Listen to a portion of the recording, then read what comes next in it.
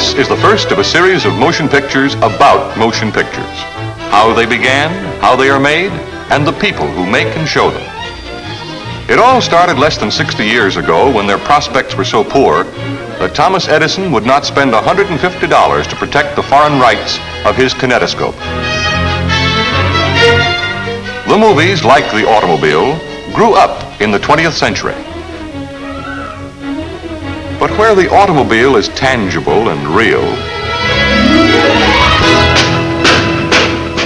the movies are light and shadow.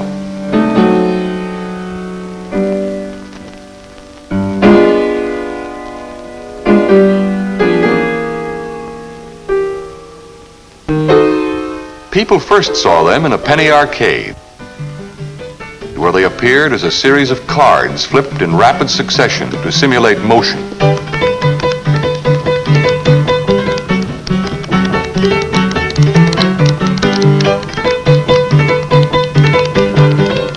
Then a continuous projection machine was made and the Nickelodeon was born.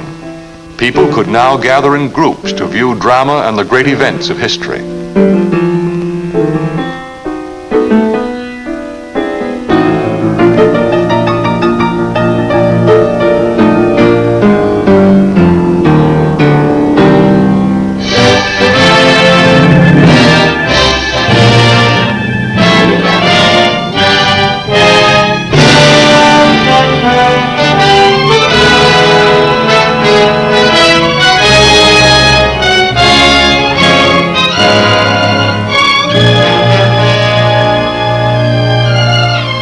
Early research imprisoned a man's voice on a cylinder of wax. Further research in the field of electronics transmitted sound into audible impulses. And then in 1927, pictures found their voice.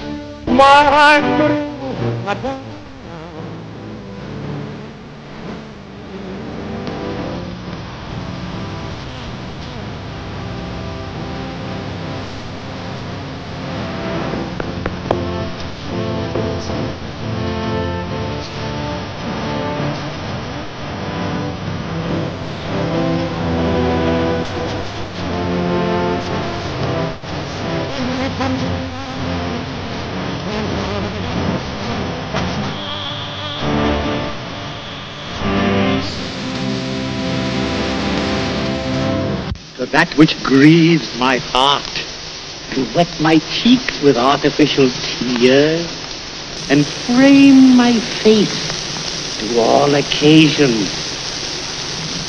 Can I do this, and cannot get a crown?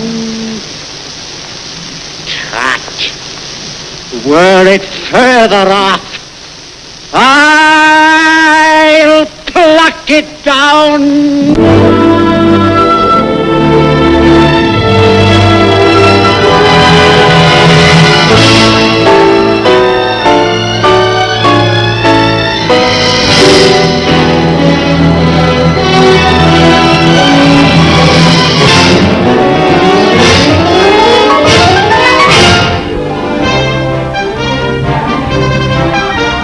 Today, 20 years later, the movies are played in more than 80,000 theaters throughout the world.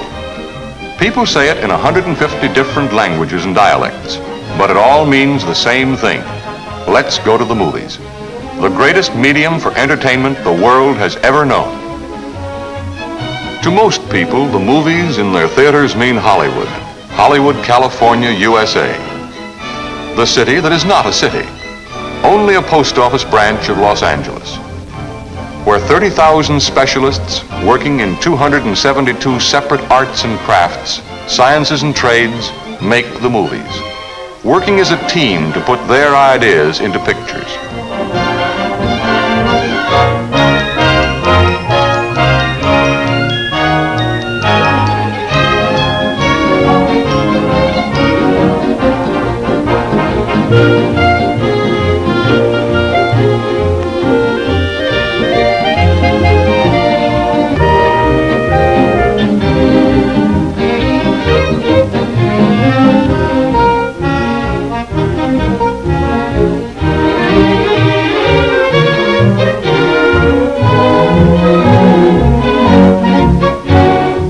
end product of their labor is a continuous piece of film about 1.5 inches wide and almost 2 miles long, containing approximately 150,000 still pictures or frames.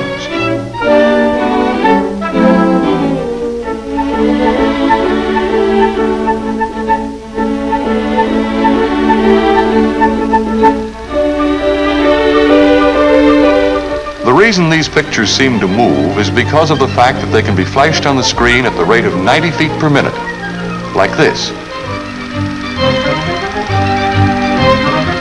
Film is silver-coated cellulose. Cellulose is a byproduct of cotton. And there wouldn't be any movies if millions of bales of cotton weren't grown each and every year in our southern states. That cotton is shipped all over the country in order to go through a process like this. From cotton to cellulose, to a thin sheet of celluloid. Then silver is used to sensitize the film.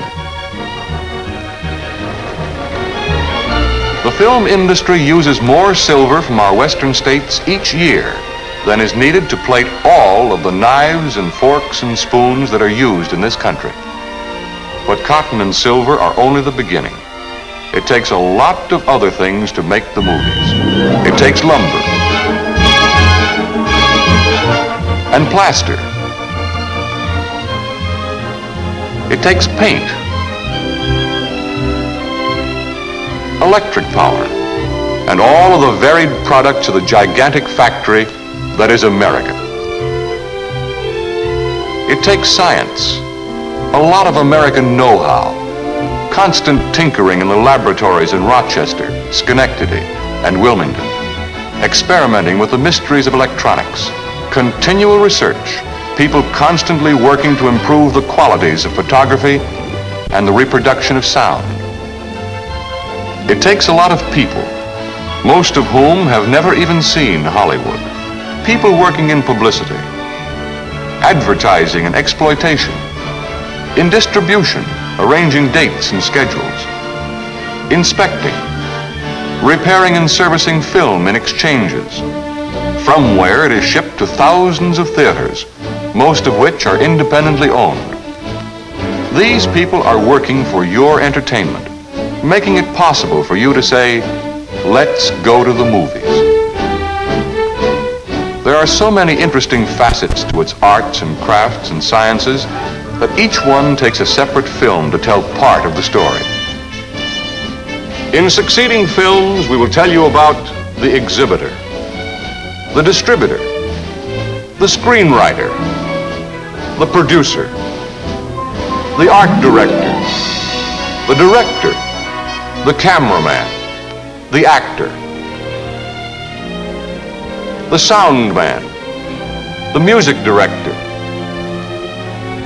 the film editor, and all the other people who work in the motion picture industry, making it possible for you to say, let's go to the movies.